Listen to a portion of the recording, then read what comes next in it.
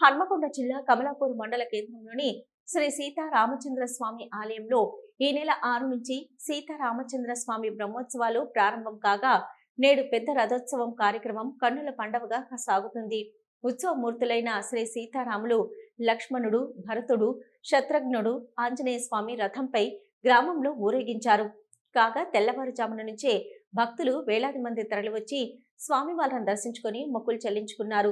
ఈ కార్యక్రమంలో మల్కాజ్గిరి ఎంపీ ఈటెల రాజేందర్ ప్రత్యేక పూజలు నిర్వహించి రథోత్సవంలో పాల్గొన్నారు.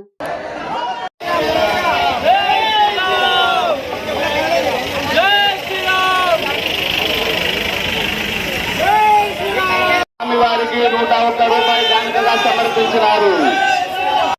దేవా వెంకటరాజు గారు స్వామివారికి 116 రూపాయలు కానుకగా సమర్పించినారు. పప్పు శ్రీధర్ గారు స్వామివారికి 116 రూపాయలు కానుకగా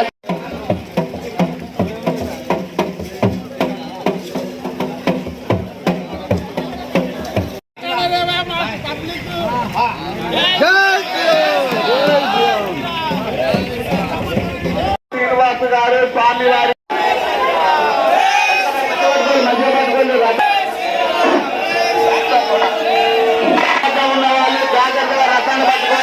చేస్తున్నాము. చిత్రాల వద్ద పరమేశ కింద వద్ద భక్తులారా